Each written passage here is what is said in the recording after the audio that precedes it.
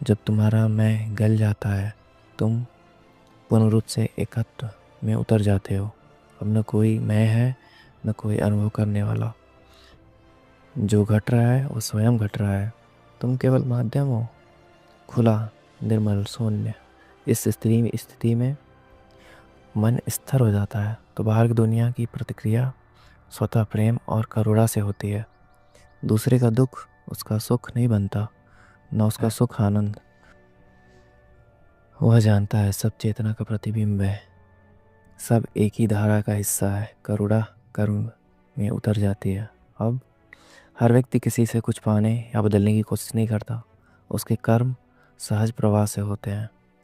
जो भीतर से उठता है वही बाहर बहता है, और इसी प्रवाह में जन्म लेती है एक शांति प्रिय प्रवाह।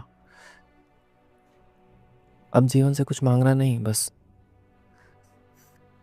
स्वीकार करना है। सब अनुभव, सुख दुख, सभी तुम्हारे शिक्षक बन जाते हैं। तुम जानते हो कि सब कुछ पूर्ण है और यही पूर्णता की अनुभूति है। जब सब कुछ स्थिर हो जाता है तब एकत्व घटित होता है। अब भीतर बाहर का भेद मिट जाता है। जो भीतर है वही बाहर है, जो बाहर है वही भीतर है। अतीत और भविष्य दोनों विलीन हो जाते हैं। अपने इन्हीं केवल मौन नहीं देता, बल्कि जीवन की दृष्टि बदल देता है। तुम बाहर की परिस्थितियों को स्वयं नहीं बदलते, बल्कि अपने देखने के ढंग को बदलते हो। और दृष्टि बदल जाती है तो ही जीवन जो पहले तुम्हें भारी लगता था, अब तो तुम्हें आसान लगने लगता है। सच यही है कि अगर हम बाहर की दुनिया को अपनी नज़र से बेहतर बनाने की कोशिश करें तो हमें बेहतर ही दिखती है। तुम महसूस करते हो कि तुम्हारा ब्रह्मांड तुम्हारे भीतर है। तुम केवल मनुष्य नहीं हो, तुम चेतना हो। तुम केवल श्वास नहीं ले रहे, श्वास तुम्हारे माध्यम से बह रही है। तुम केवल जीवन नहीं जी रहे, तुम्हारे माध्यम से वे स्वयं घट रहा है। अब कोई भय नहीं बचता, कोई लालसा नहीं बचती। मनुष्य हमेशा दो दिशाओं में खींचा रहता है। एक दिशा जो उसे बाहर की ओर ले जाती है, जहाँ इच्छाएं हैं, आकर्षण है, सुख है और उपलब्ध लालसाएं हैं। दूसरी दिशा मन के भीतर है, जहाँ शांति है, मौन है और एक अदृश्य उपस्थिति है।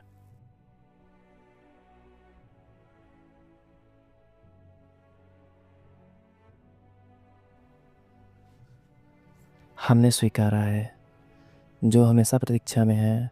जब मन इन दोनों दिशाओं के बीच उलझ जाता है तो कुछ भावनाओं को स्वीकार कर लेता है और कुछ को अस्वीकार कर देता है। यहीं से दमन की शुरुआत होती है। हम अपने भीतर जो स्वीकार नहीं कर पाते वही दब जाता है, पर मिटता नहीं। वो मन की भीतर गहराई में जाकर धीरे धीरे हमारी चेतनाओं को बोझिल करने लगता है। दमन हमेशा भीतर अंधेरा बढ़ाता है, पर मिटता नहीं। वो भीतर गहराई में जाकर धीरे धीरे हमारे व्यवहार, हमारे शब्द, हमारे निर्णयों में झलकने लगता है। तंत्र कहता है जिसे तुम दबाते हो वही तुम्हें बांधता है, जिसे तुम देख लेते हो वो स्वतः मुक्त हो जाता है। इसीलिए पहला कदम देखना है, ना तो उसे स्वीकार करना, ना अस्वीकार करना। बस साक्षी बनकर देखना कि भीतर क्या हो रहा है। जब तुम किसी भावना को बिना निर्णय के देखते हो तो उसमें छिपी ऊर्जा धीरे धीरे रूपांतरित होने लगती है। मन की प्रत्येक परत को समझने की ज़रूरत है। क्रोध हो, ईर्ष्या हो, भय या लालच, इन्हें रोकने की कोशिश मत करिए, बस उन्हें जड़ से पहचानने की कोशिश करिए। हर भावना एक संदेश लेकर आती है। वो कहती है मुझे समझो, मुझे बदलो नहीं। जैसे ही तुम उसे समझने लेते हो वो अपने आप शांत हो जाती है। सही संयम का अर्थ है अवेयरनेस, जागरूकता। जब तुम सजग हो जाते हो, जो भीतर शक्ति तुम्हारे पहले संघर्ष कर रही थी अब ध्यान में परिवर्तित हो जाती है। न भ्रम रहता है, सब लिखित हो जाता है। जैसे सूरज की गर्मी में बर्फ। याद रखो, समझना और दबाना दो विपरीत दिशाएं हैं। दबाना मन को और उलझाता है, समझाना मन को मुक्त करता है। हर बार जब तुम भीतर कुछ उठते हुए देखो, कोई विचार, कोई लालसा, कोई पुरानी चोट, तो बस रुक जाओ और गहरी सांस लो। न भागो, न पकड़ो, बस देखो। यह ध्यान का ही एक प्रारंभ है। धीरे धीरे तुम्हें महसूस होगा कि जो बातें पहले तुम्हें परेशान कर रही थी अब तुम्हारे गुरु बन गई हैं। हर भावना तुम्हें एक दर्पण देती है कि तुम अपने भीतर क्या छिपा रहे थे, और जब भीतर कुछ छिपा ही नहीं रह गया था तो चेतना एकदम हल्की हो जाती है। तब कोई प्रयास नहीं रहता, तो ध्यान अपने आप कटने लगता है। इस हल्केपन में एक नया जीवन जन्म लेता है, जहाँ मन शांत है, जागरूक है, जहाँ ऊर्जा संयमित है पर प्रभावित है, और जहाँ तुम भीतर से मुस्कुराने लगते हो बिना किसी कारण के। हम से अधिकांश लोग देखते नहीं, हम प्रतिक्रिया दे देते हैं। कोई बात सुनते ही मन टिप्पणी करने लगता है, कोई भावना उठते ही हम उसे नाम ले देते हैं। यह अच्छा है या बुरा है, परंतु जब तुम केवल देखते हो बिना किसी निर्णय के, बिना किसी टिप्पणी के, तो कुछ अद्भुत घटता है। तुम्हारा मन शांत हो जाता है, जो कुछ तुम्हारे भीतर था वह वास्तविक रूप में प्रकट होने लगता है। देखना एक प्रकार का दर्पण है। जब तुम भीतर किसी तरह को साक्षी भाव से देखते हो, वह चीज़ तुम्हारे ऊपर अधिकार खो देती है। धीरे धीरे मन की परतें खुलने लगती हैं। हर पर्वत के पीछे पुराना वही अनुभव होता है। कोई दबा हुआ, कोई अधूरा सपना छिपा होता है। सजगता की रोशनी में ये सब सतह पर आने लगते हैं। कभी कभी दर्द होता है, कभी आंसू भी आ जाते हैं, पर ये आंसू शुद्धि के आंसू हैं। वे तुम्हारे भीतर सफाई कर रहे हैं। जो कुछ भी भीतर दबा था, अब वो बाहर निकलने लगता है। यह एक लंबी प्रक्रिया है और इसे धैर्य की ज़रूरत है, क्योंकि हम वर्षों से अपने भीतर की दीवारें खड़ी कर चुके हैं।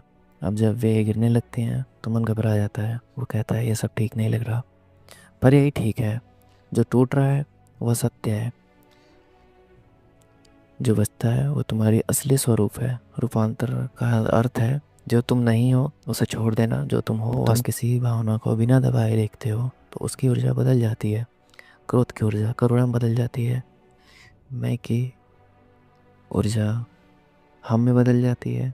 असंतोष की ऊर्जा संतोष में बदल जाती है। ये कोई चमत्कार नहीं है, चेतना का स्वाभाविक प्रक्रिया है। ऊर्जा अपने उच्चतम रूप को खोजती रहती है। हम देखते हैं संतों का चेहरा शांत होता है, क्योंकि उन्हें अपनी ऊर्जा से युद्ध करना छोड़ दिया है। उन्होंने स्वीकार किया है, समझा है, रूपांतरित किया है। जब भीतर शांति होती है तो बाहर भी संतुलित होने लगता है सब कुछ।